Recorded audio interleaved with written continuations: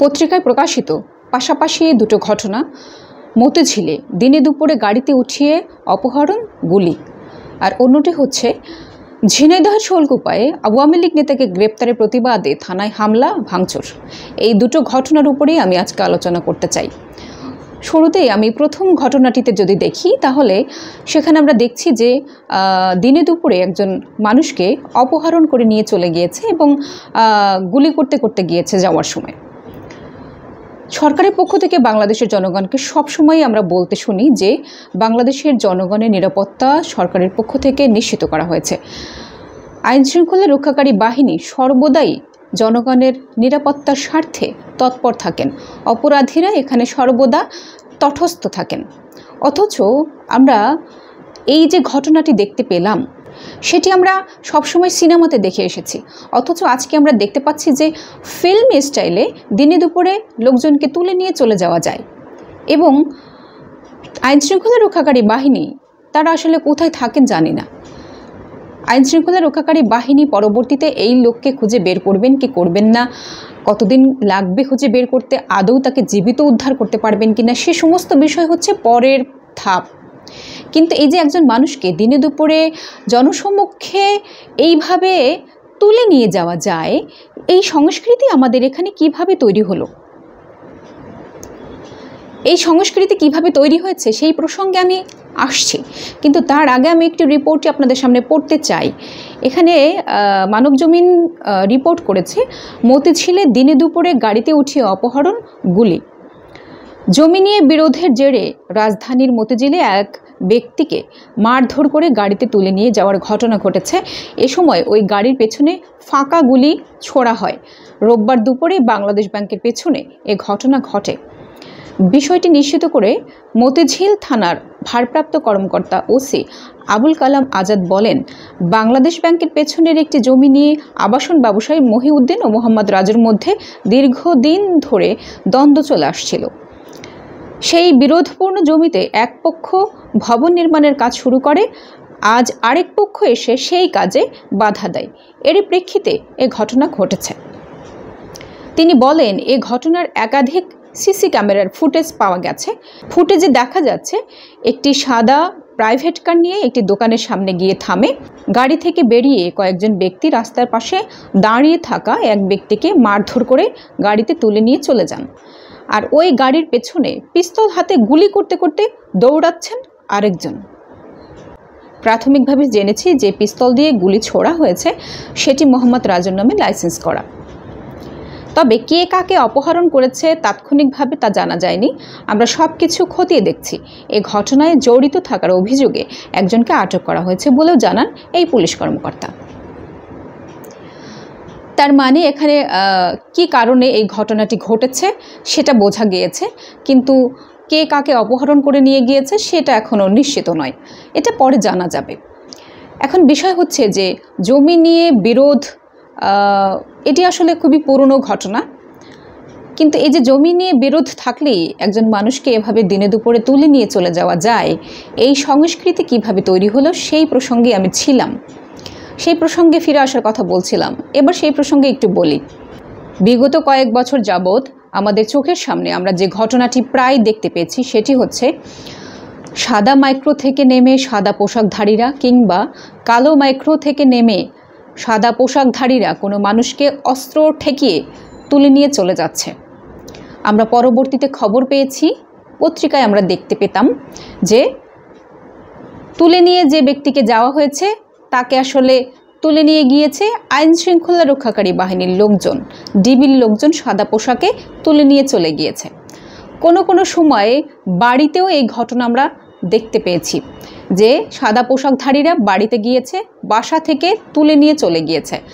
শুরুতে তার কোনো হদিশ আমরা পাইনি, পরবর্তীতে আমরা পত্রিকার মারফত জানতে পেতাম যে আইনশৃঙ্খলা রক্ষাকারী বাহিনী অর্থাৎ ডিবির লোকজন সাদা পোশাকে বাসা থেকে কোনো ব্যক্তিকে তুলে নিয়ে চলে গিয়েছে এবং পরবর্তীতে তাকে গ্রেফতার দেখানো হয়েছে।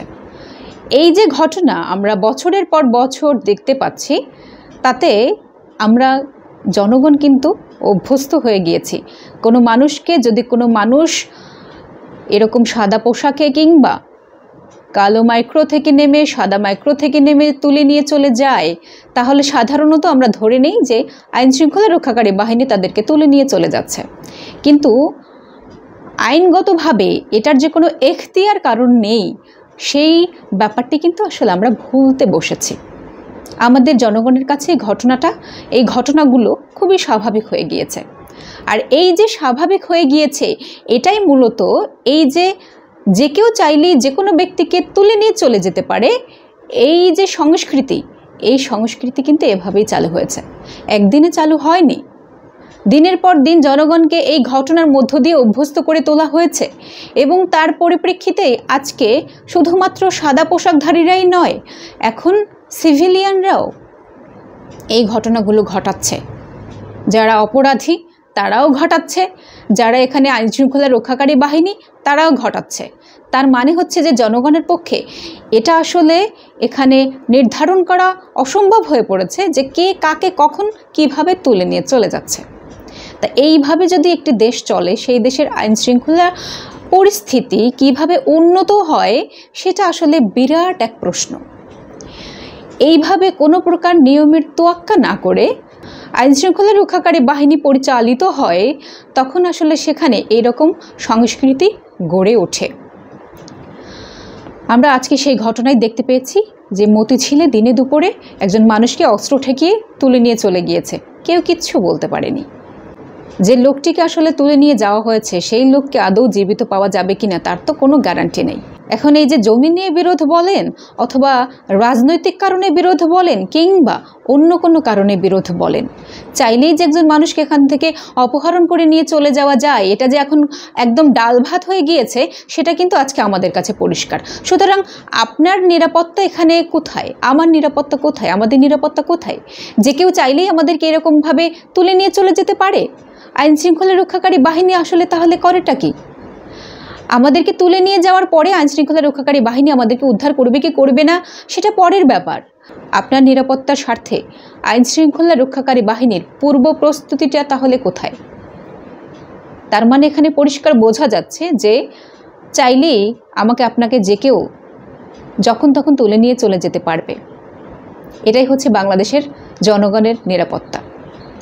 আওয়ামী লীগের শাসন আমলে বাংলাদেশের জনগণের নিরাপত্তা হচ্ছে এই যে কেউ চাইলে একখানা অস্ত্র বের করে আমাকে তুলে নিয়ে চলে যেতে পারে, মেরে ফেলতে পারে, আমার লাশ কয়েক টুকরো করে ফেলতে পারে, আমার লাশ নদীতে ভাসিয়ে দিতে পারে, যা কিছু এখানে সম্ভব। সুতরাং এইরকম একটি আতঙ্কজনক পরিস্থিতির মধ্য দিয়ে আমাদের বাংলাদেশের জীবন পরিচালিত হচ্ছে। আর ক্ষমতাসীনরা এখানে আমাদেরকে বোঝাচ্ছে, ক্ষমতাসীনরা আমাদের সামনে এসে বুলি আওড়ায় যে বাংলাদেশের জনগণের নিরাপত্তা এখানে সুনিশ্চিত আছে, জনগণ নাকে তেল দিয়ে ঘুমান। এনিওয়েজ, আমি দ্বিতীয় ঘটনাটিতে আসি। দ্বিতীয় ঘটনাটি আমরা দেখতে পেয়েছিলাম যে ঝিনাইদহের শোলকুপায় আওয়ামী লীগ নেতাকে গ্রেপ্তারের প্রতিবাদে সেখানে থানায় ভাঙচুর করা হয়েছে, হামলা চালানো হয়েছে। আমরা একটু রিপোর্টে পড়ে আসি, তারপরে এই বিষয়ে কথা বলছি। আওয়ামী লীগ নেতাকে গ্রেপ্তারের জেরে শোলকুপা থানায় হামলা ভাঙচুরটা কারা করেছে একটু দেখি। ঝিনাইদহের শোলকুপায় আওয়ামী লীগ নেতাকে গ্রেপ্তারের জেরে থানায় হামলা ও ভাঙচুর চালিয়েছে দলটির নেতাকর্মীরা। এ ঘটনায় পুলিশ সহ অন্তত 30 জন আহত হয়েছেন। রোববার দুপুরে এ ঘটনা ঘটে। প্রত্যক্ষদর্শী সূত্রে জানা গেছে, শৈলকুপায় আওয়ামী লীগ কর্মী এজাহারভুক্ত আসামি ধলহারা চন্দ্র ইউনিয়নের ধাওড়া গ্রামের মোস্তাক শিকদারকে পুলিশ রোববার দুপুরে গ্রেপ্তার করে। এতে ক্ষুব্ধ হয়ে আওয়ামী লীগ নেতাকর্মীরা শৈলকুপা থানা ঘেরাও করে ইট পাটকেল নিক্ষেপ করতে থাকে। এতে কয়েকজন পুলিশ সদস্য গুরুতর আহত হন। পরিস্থিতি নিয়ন্ত্রণে আনতে পুলিশও ফাঁকা গুলি ছুড়ে। এতে হামলাকারীরা ছত্রভঙ্গ হয়ে যায়। এ ঘটনায় 5 পুলিশ সদস্য আহত হয়েছেন। হামলাকারীদের মধ্যে আহত হয়েছেন অন্তত 25 থেকে 30 জন। এটা ছিল মোটামুটি ঘটনা। তো যেটা বলতে চাই সেটা হচ্ছে যে এই যে আওয়ামী লীগ নেতাকর্মীরা এবং পুলিশের মধ্যে যে মারামারি, সে ব্যাপারটা কিন্তু মন্দ নয়। দুজনই ক্ষমতার স্টেক হোল্ডার। বর্তমানে আওয়ামী লীগ যেভাবে ক্ষমতার মধ্য দিয়ে তারা তাদের বিভিন্ন কর্মকাণ্ড এখানে বজায় রাখে, ঠিক পুলিশও সেরকম। তারা এখন যেহেতু এই সরকারকে ক্ষমতায় বসানোর পেছনে তাদের ভূমিকা রয়েছে, সো সেক্ষেত্রে তারাও এখন এই ক্ষমতার অংশীদার মনে করে নিজেদেরকে, এবং সেই কারণে এই দুই পক্ষের মারামারি খুব একটা মন্দ ব্যাপার নয়। এই যে এজাহারভুক্ত আসামি আওয়ামী লীগ নেতা, তাকে গ্রেপ্তার করতে গিয়েছে পুলিশ, এবং গ্রেপ্তার করে নিয়ে আসার পরে পুলিশের সঙ্গে আওয়ামী লীগ নেতাকর্মীদের হামলা এবং ইট পাটকেল ছোড়াছুড়ি, ফাঁকা গুলি ছোড়া ইত্যাদি নানা রকম হামলা টামলা হয়েছে। তো এই ঘটনার মধ্য দিয়ে এটা বোঝা যায় যে আওয়ামী লীগ নেতাকর্মীরা এবং পুলিশ, এই তাদের মধ্যে যে দ্বন্দ্ব, এখানে এই দ্বন্দ্ব আসলে নানা কারণে এখানে হয়েছে। পুলিশ কেবলমাত্রই কোনো আওয়ামী লীগ নেতাকে তাদের স্বার্থ ছাড়া গ্রেপ্তার করতে যায় না, এটা এখন এই মুহূর্তের বাস্তবতা। যদিও বা কোনো নেতাকে গ্রেপ্তার করতে যায় বা কোনো কর্মীকে গ্রেপ্তার করতে যায়, তাহলে সেখানে পুলিশের স্বার্থ রয়েছে। পুলিশ এবং আওয়ামী লীগের মধ্যে কোনো না কোনোভাবে কোনো স্বার্থের তো একটা দ্বন্দ্ব তৈরি হয়, যে কারণে এই গ্রেপ্তারের ঘটনাটা ঘটে। এবং তার ফলে দেখা যাচ্ছে কি যে আওয়ামী লীগ নেতাকর্মীরা তাদের ক্ষমতা অ্যাপ্লাই করার জন্য পুলিশের উপর হামলা চালায়, আবার পুলিশ তাদের ক্ষমতা দেখানোর জন্য তাদের উপরে হামলা চালায়। এখানে আইন শৃঙ্খলা পরিস্থিতি কিংবা অপরাধ দমনের যে ব্যাপার, সেগুলো কিন্তু আসলে কোনো ব্যাপার এখানে নাই। এটা আজকে বলাই যায়, মানে এটা বলা আসলে অবাস্তব কোনো কিছু বলা হবে না, এটা আপনারা সকলেই জানেন। তো এই যে দুই পক্ষের ক্ষমতার লড়াই এবং তাদের মধ্যে যে মারামারি পিটাপিটি, এই ব্যাপারগুলোর মধ্য দিয়ে আসলে জনগণ যেটা বুঝতে পারি সেটা হচ্ছে যে আজকের দিনে আইনশৃঙ্খলা পরিস্থিতি বাংলাদেশের জনগণের পক্ষে নয়। বাংলাদেশের জনগণের নিরাপত্তা নিশ্চিত করার দায়িত্ব আমরা যাদের উপরে তুলে দিয়ে রেখেছি, তারাই এখানে আসলে জনগণের নিরাপত্তা বিঘ্নিত করে চলেছে, জনগণকে একটি আতঙ্কজনক পরিস্থিতির মধ্যে ফেলে রেখেছে। জনগণ এখানে কোনোভাবেই কোনো দিক থেকেই আসলে কোনো প্রকার নিরাপত্তার মধ্যে নেই।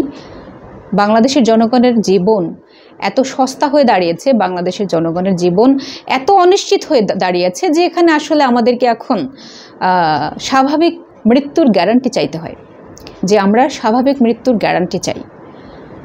আমরা যাতে একটা নির্দিষ্ট সময় পরে যাতে গিয়ে আমরা মরে যাই স্বাভাবিকভাবেই, যেটাকে ন্যাচারাল ডেথ বলে, সেটা যাতে আমাদের হয়, সেটাও এখন আমাদের সরকারের কাছে দাবি জানাতে হয়।